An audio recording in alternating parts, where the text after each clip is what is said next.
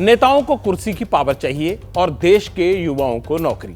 एक अच्छी सरकारी नौकरी मिल जाए, इसके लिए नौजवान क्या नहीं करते। दिन रात पढ़ाई करते हैं, हजारों रुपए के फॉर्म भरते हैं और लाखों रुपए कोचिंग पर खर्च करके सरकारी भर्तियों का इम्तिहान देते लेकिन जब नतीजे अफसरों के और नेताओं के रिश्तेदारों से भरे हुए आते हैं तो सवाल उठना लाजमी है कि भाई ये माजरा क्या है। यही सवाल छत्तीसगढ़ पब्लिक सर्विस कमीशन में हुई भर्तियों को लेकर भी उठ रहा है। 2021 में एग्जाम हुआ था और 2023 में नतीजे आए, लेकिन नौकरी लगी नेताओं और अफसरों के बेटे, बहू, रिश्तेदारों की। सूबे में जैसे ही सरकार बदली, अब वहां बीजेपी का शासन है, घोटाले की फाइलें खुलनी शुरू हो गई और जांच सीबीआई को सौंप दी गई है। सवाल है, इस भर्ती घोटाले में कितने नेता और अफसर नपने वाले हैं?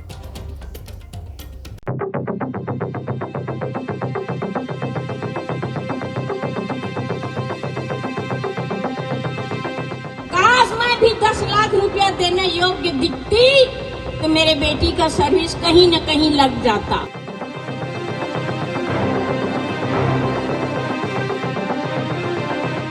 दस बाई 10 फुट का कमरा नहीं, ये उम्मीदों का महल है। गुर्बत का मंजर है, टूटी फूटी चारपाई, दीवारों पर कपड़ों का अंबार, किताबों में खपती जवानी, न दिन की सुध न रात का ख्याल। बस पब्लिक सर्विस कमीशन यानी पीसीएस एग्जाम क्लियर करने का जुनून और जज्बा है। किसी को एसडीएम बनना है, किसी को डीएसपी तो किसी को तहसीलदार। ये बिलासपुर के सोनू डिंसेना और अजीत हैं। गरीब परिवार से ताल्लुक रखते हैं। माँ बाप खून पसीना बहाकर पैसे भेजते हैं ताकि बेटे कोचिंग ले सके, लेकिन अफसर बनने के सपने को भ्रष्टाचार की दीमक लग गई। इसमें भी बहुत सारी अनियमितताएं हैं, जैसे कि देखा होगा राइटिंग, जैसे लिखे हुए आंसर राइटिंग, उसमें क्रॉस कुछ कर दिए हैं, उसमें फुल मार्किंग किया गया है। सरकार से पूरा उम्मीद करते हैं कि सब इंस्पेक्टर में उस तरह से जो घोटाला हुआ है उसको भी उजागर करें। जब आरडीए के माध्यम से इनके मेंस के आंसर कॉपी निकलवाए थे तो आंसर जो थे ऐसा उत्तर दिया गया था जिस पर 1 नंबर भी नहीं मिला था, वहाँ पे 5-5 नंबर मिले हुए। तो गवर्नमेंट को एक बार ध्यान देना चाहिए और एक बार उनका भी चेक करवा लेना चाहिए, क्योंकि हो सकता है उसमें भी बहुत सारे छात्रों के साथ अन्याय हुआ है। छत्तीसगढ़ लोक सेवा आयोग ने 2021 में भर्तियां निकाली थी। 60,000 से ज्यादा कैंडिडेट्स ने पर्चा दिया। 2 साल बाद मई 2023 में नतीजा भी आया। नतीजों से पहले सब कुछ ठीक था, लेकिन 171 पदों पर भर्ती की फाइनल लिस्ट में जो नाम सामने आए, उसी पर छत्तीसगढ़ के पूर्व गृह मंत्री ननकीराम कंवर ने सवाल उठाए। 171 पदों पर चयन की अंतिम सूची में 18 कैंडिडेट्स ऐसे थे जिनमें से कुछ कांग्रेस नेताओं के करीबियों के रिश्तेदार हैं और कुछ छत्तीसगढ़ लोक सेवा आयोग के चेयरमैन के रिश्तेदार। ये महज एक इत्तेफाक हो सकता है, लेकिन जिन 18 अभ्यर्थियों के रिश्ते नेताओं और अफसरों से हैं, उन्हें डिप्टी कलेक्टर और डीएसपी जैसे पद भी दे दिए गए, जबकि बाकी सभी कैंडिडेट्स को छोटे पद मिले। क्या बघेल सरकार में अफसरी की बंदरबांट हुई? इनसे मिलिए। ये वो छात्र हैं जिन्होंने 2021 में एग्जाम दिया था। कौन सी अफसरी कितने में बिकी, इनके पास काफी ब्यौरा है। डिप्टी कलेक्टर को सीधा कहा था 75 लाख दीजिए और पोस्ट लीजिए। ये निशा और अंकित हैं, दोनों मिडिल क्लास फैमिली से हैं। रायपुर में 3 सालों से पीसीएस की पढ़ाई कर रहे हैं। पहले भी एग्जाम दे चुके हैं। नंबरों में कैसे हेरफेर हुआ और कैसे अयोग्य कैंडिडेट्स को चुना गया, जरा इनसे भी सुनिए। 25 to 80 मार्क्स के आसपास मेरे नंबर आ रहे थे, लेकिन मेरा सिलेक्शन प्री में नहीं हुआ। और जिनके मतलब नंबर 65-68 तक आ रहे थे मेरे कैटेगरी में, उनका सबका हो गया था। तो ये एक बहुत ही बड़ा मतलब क्वेश्चन क्रिएट करता है। उनको अच्छे से बोलना भी नहीं आ रहा है, उनका सिलेक्शन हो गया था। बाकी ठीक है, अब ये कहाँ तक सही है ये तो मुझे नहीं पता, लेकिन ऐसा हुआ था जैसे मेरे को लगता है। तो अब बाकी सीबीआई जांच की जो बात है, तो इसमें हम काफ़ी खुश भी हैं। ऐसा नहीं है कि अधिकारियों के बच्चों का नहीं हो सकता या फिर नेताओं के बच्चों का नहीं हो सकता, लेकिन एक बड़ी मात्रा में 15 से 20 पोस्ट में ऐसा देखा गया था। तो निश्चित रूप से ये जांच बहुत आवश्यक था और इससे जो अभी तैयारी कर रहे हैं उन लोग को अगली बार के लिए पारदर्शिता रहेगी। 2021 में जब ये भर्तियां हुई, तब Taman Singh Sonwani Chhattisgarh public service commission के चेयरमैन थे, अब रिटायर हो चुके हैं। जिन 18 नियुक्तियों पर सवाल उठे थे, उनमें से 5 लोग पूर्व चेयरमैन के रिश्तेदार हैं, यानी सोनवानी साहब के। इनमें टामन सिंह का बेटा, बहू, भतीजा, भतीजे की पत्नी और भतीजी के नाम है।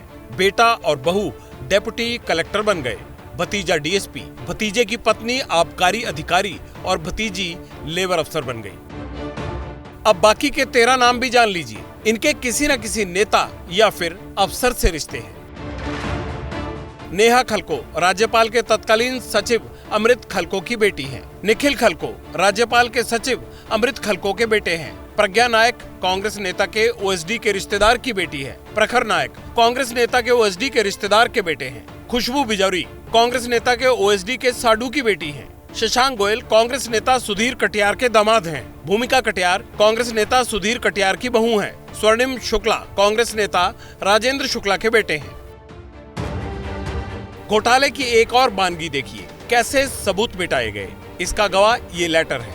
इस लेटर में साफ लिखा है, छत्तीसगढ़ लोक सेवा आयोग रायपुर द्वारा पुराने अनुपयोगी प्रश्न पत्र, उत्तर शीट, कोरी उत्तर पुस्तिका, अन्य प्रपत्र, खाली कार्टून एवं लिफाफा इत्यादि को कतरन कर विक्रय करने हेतु निविदा आमंत्रित की जाती है। पीएससी का रिजल्ट आने के 1 महीने के अंदर ही आंसर शीट गायब कर दी गई। अब सीबीआई मैदान में आई है। अफसरी की बंदरबांट करने वाले कितने पूर्व मंत्री और अफसर नपेंगे, ये सोचकर कईयों की नींद उड़ गई है और कईयों के दिन में पसीने छूट रहे हैं। वैसे कहते हैं सूबे की बघेल सरकार की विदाई के पीछे भी पीएससी घोटाले का बड़ा रोल रहा।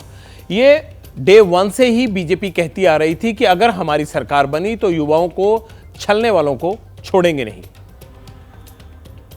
सारे अपने परिवार वालों को पोषित करके पूरे पदों को बेचा गया, पदों की मंडी लगाई गई। भूपेश बघेल जी इस पूरे विषय पे लाग लपेट करते रहे, तमाम प्रकार की बयानबाजी करते रहे, बसते रहे, लेकिन प्रदेश की जनता ने उनको आज कहीं ना कहीं खदेड़ा है और भारतीय जनता पार्टी से हमको उम्मीद थी। प्रदेश के युवाओं के प्रतिभा की निर्ममता से हत्या की है। ये 5 साल में प्रदेश के युवाओं ने महसूस किया है। 5 साल में इन्होंने अरबों खरबों रुपए की संपत्ति अर्जित कर ली है, करोड़ों रुपए कमा लिए हैं। ये कभी भी विदेश भाग सकते हैं। हमने मांग की है सीबीआई से कि सबसे पहले इनका पासपोर्ट जब्त किया जाए। इस सीबीआई जांच का जो जांच रिपोर्ट है उसको आने में 1 महीना लगेगा, 3 साल लगेगा या 5 साल लगेगा, या इसका रिपोर्ट आएगा ही नहीं। जैसे पूर्ववर्ती डॉक्टर रमन सिंह के 15 साल के कार्यकाल में कितने सारे जांच अधूरे रह गए थे, क्या इनका हश्र भी वही होने वाला है? क्या सीबीआई जांच के नाम पर सिर्फ भारतीय जनता पार्टी राजनीति रोटी सेक रही है? वैसे राजनीति की यही रिवायत है, एक दूसरे को कोसकर पब्लिक को उल्लू बनाए जाओ। अब आपको बताते हैं कि देश में बेरोजगारी कितना बड़ा मसला है और क्यों पीएससी जैसे एग्जाम में पारदर्शिता की जरूरत है। देश की कुल आबादी में अब भी 8% लोग बेरोजगार हैं। यह हाल तब है जब देश में 9,80,000 सरकारी पद खाली पड़े हैं।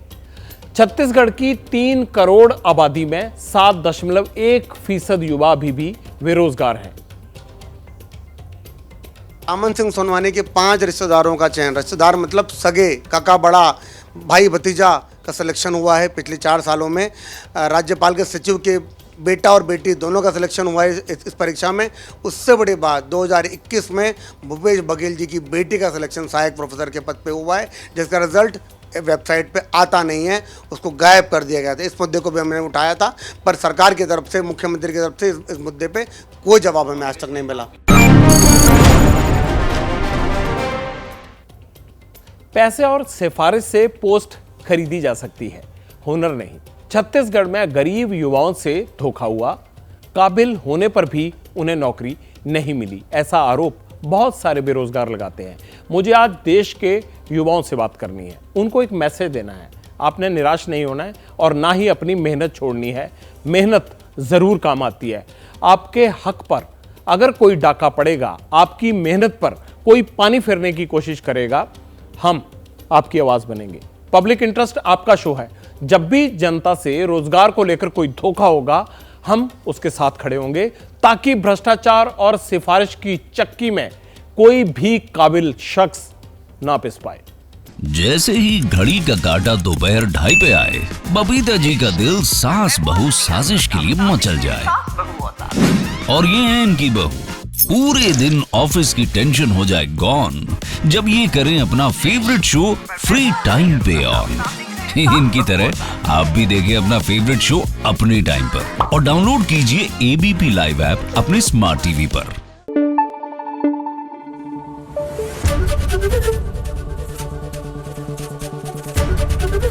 एबीपी न्यूज आपको रखे आगे।